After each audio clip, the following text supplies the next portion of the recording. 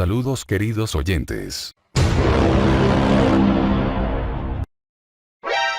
¿Cómo van todos? En esta ocasión vamos a hablar un poco de cómo se usan las tablas de distribución F de Fisher. En este video explicaremos lo referente a la distribución F y al uso de sus respectivas tablas. Es presentado por Cristian Camilo Castaño, Carlos Arturo Gómez y hacemos parte del grupo 281. Entonces, la distribución F. Usada en teoría de probabilidad y estadística, la distribución F es una distribución continua.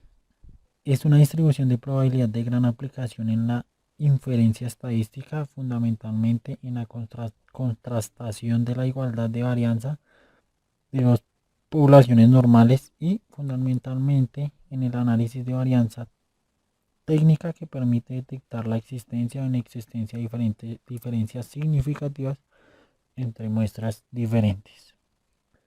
Y esta distribución, también conocida como distribución F de George Snedeker, quien fue un matemático y estadístico gringo, trabajó en el análisis de la varianza, análisis de datos, diseño de experimentos y de metodología estadística, y da nombre a la distribución F y a un premio de la Asociación de Estadística Americana. Fundó el primer departamento de estadísticas de los Estados Unidos en la Universidad Estatal de Iowa.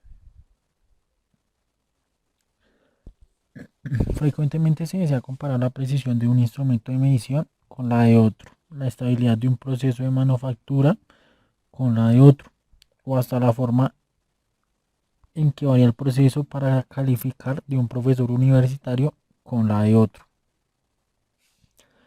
Y en la industria se dispone de dos métodos o máquinas para hacer el mismo producto. Se utiliza con frecuencia las varianzas y se les compara con propósitos de control de calidad. Este método es importante porque aparecen pruebas en las que queremos determinar si dos muestras provienen de poblaciones que tienen varianzas iguales.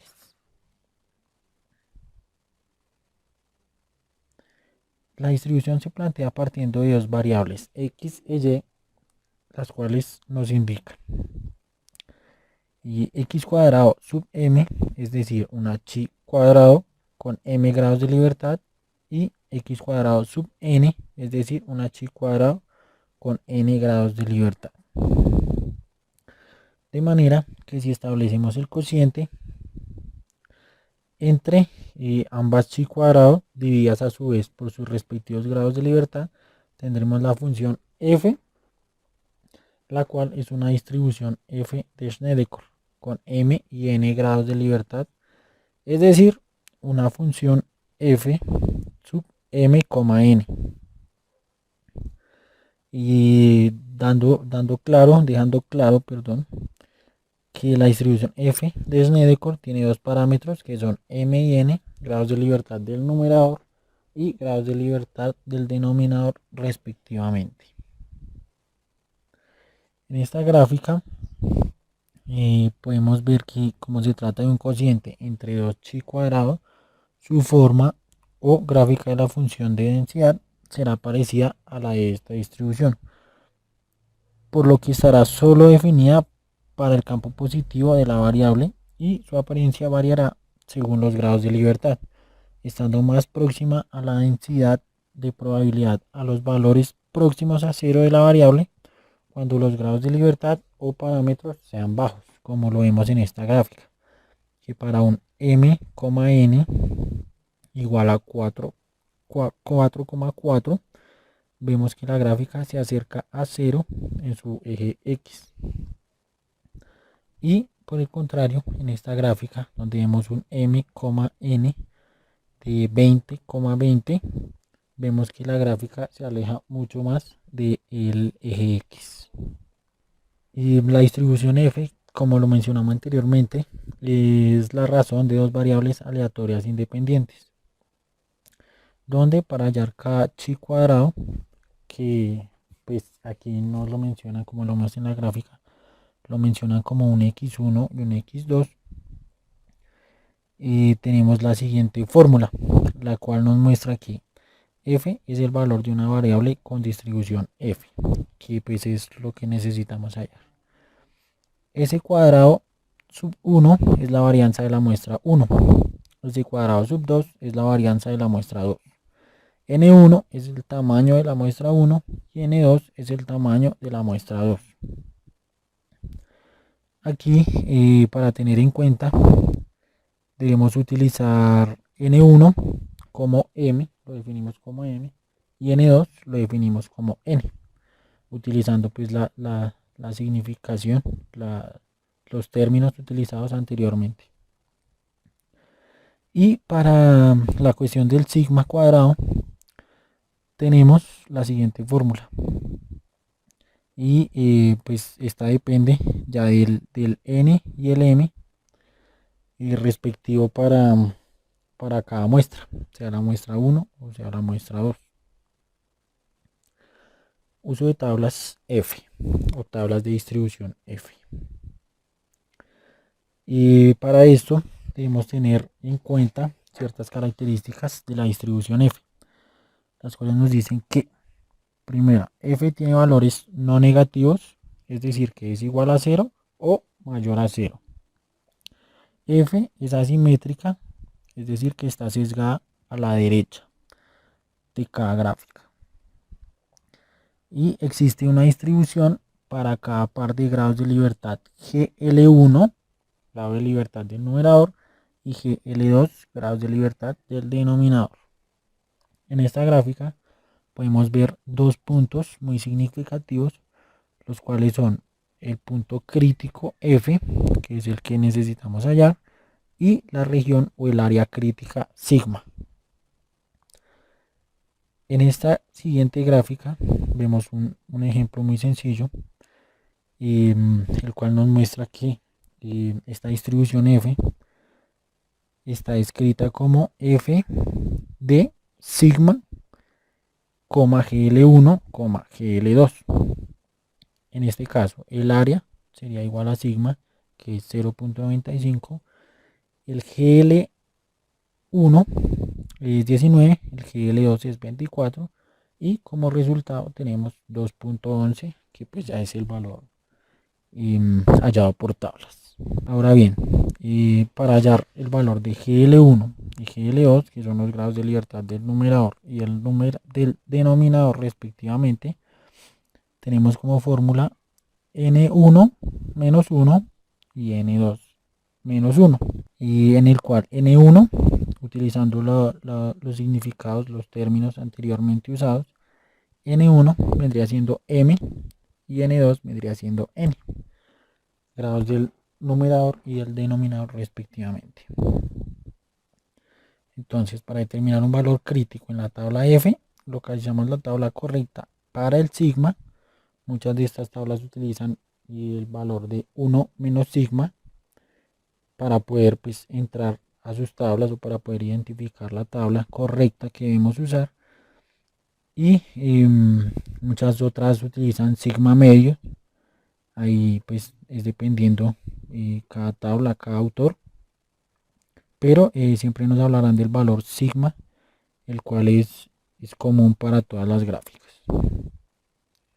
Entonces, si localizamos la tabla correcta para el valor sigma e interceptamos el renglón identificado por grados de libertad del numerador con la columna identificada por grados de libertad del denominador, donde los grados de libertad del numerador son la letra M o N1 y los grados de libertad del denominador son la letra N o N2 en este caso. Y denotaremos la distribución F como F sub sigma, M-1, N-1, o en este caso, como lo vemos en la gráfica, en la pantalla, tenemos F sub sigma N-1, N sub 1 menos 1, N sub 2 menos 1.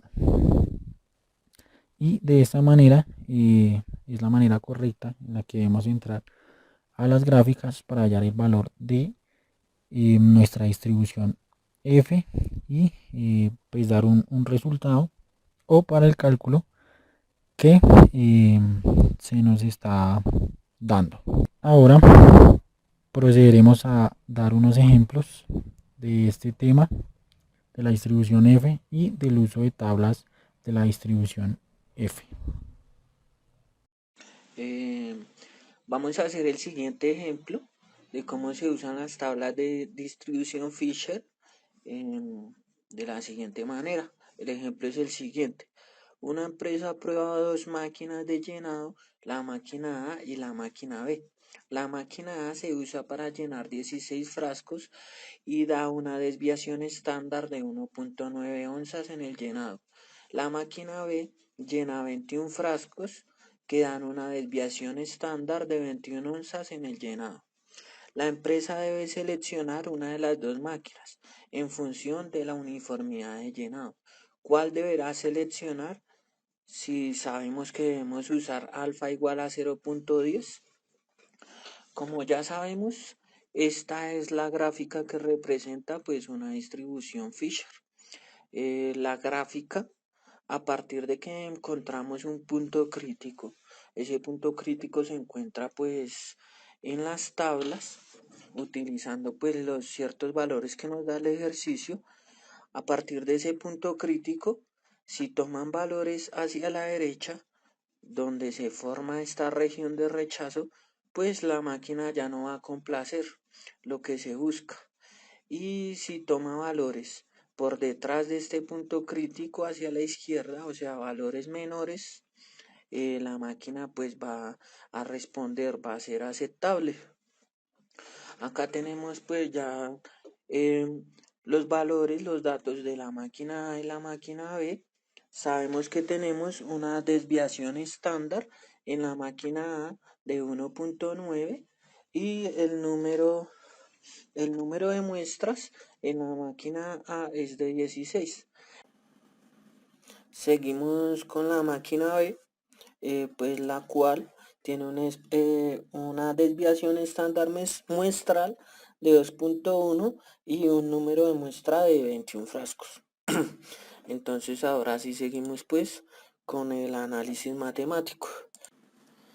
Tenemos que la función de distribución F de Fisher está definida como el número mayor de la distribución de la varianza muestral y sobre el número menor de la distribución de la varianza muestral.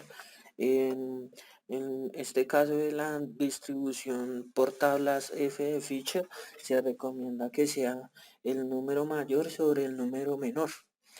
Seguidamente, pero para poder resolver el ejercicio, debemos hacer el planteamiento de hipótesis, donde tenemos una hipótesis neutral que nos dice que la varianza poblacional de la máquina B sobre la distribución de la varianza poblacional de la máquina A debe ser igual a 1. Acá básicamente pues estamos diciendo que las dos varianzas son iguales. Y tenemos una segunda hipótesis en donde la varianza poblacional, la hipótesis nos dice que el resultado da mayor a 1. Prácticamente estamos diciendo que la varianza poblacional de la máquina B como de la máquina A es diferente. Seguidamente procedemos a evaluar los valores que tenemos de las varianzas y tenemos que la mayor es de 2.1 de la máquina B al cuadrado sobre 1.9 de la máquina A al cuadrado. Esto nos da un valor de 1.22. Procedemos a calcular los grados de libertad. Tenemos que B1 es de los 21 frascos menos 1 a igual a 20 y B2 es igual a 16 frascos menos 1 igual a 15. Seguidamente vamos a mirar las tablas de Fisher. Hay unas tablas de Fisher que funcionan solo con el alfa que nos dan, pero pues a esta tenemos que realizar la siguiente operación. Si tuviéramos un alfa de 0.05, deberíamos hacer es 1 menos el alfa 0.05, lo que nos dé, y venir a buscar acá en las tablas el valor que nos dio, y esas tablas debemos ser las que debemos usar. deberían ser estas. Con los respectivos valores, el denominador fue el B1 que encontramos y el denominador el B2 que encontramos, que debe ser esta columna. Entonces a nosotros nos correspondió un alfa de 0.10, lo cual nos da 1 menos 0.10, 0.9. Seguidamente tenemos un B1 igual a 20, lo que quiere decir que nos debemos parar sobre 20, y tenemos un B2 igual a 15, lo que debe decir que nos debemos parar sobre 15. Y donde se encuentren esas dos rectas, ese va a ser el valor del punto crítico que vamos a encontrar con estas tablas. Entonces pues voy a rayar acá para que sea más fácil y voy a rayar acá. Listo. Entonces este es el valor de nuestro punto crítico. Ese va a ser nuestro F muestral, lo vamos a llamar así, muestral, y es igual a 1.962. Entonces este valor que encontramos es igual a 1.962. Ok. Ahora lo que debemos mirar es si es mayor o menor. Como podemos ver, 1.962 es mayor que 1.22. Lo que para este ejercicio quiere decir que acá está el 1.962 y nuestro otro valor de 1.22 pues debe estar al lado izquierdo, está al lado izquierdo dentro de la región aceptable. Lo que quiere decir pues que las dos máquinas cumplen, cualquiera de las dos máquinas que la empresa decida escoger cumple, y pues la desviación poblacional se encuentra muy cerca la una de la otra.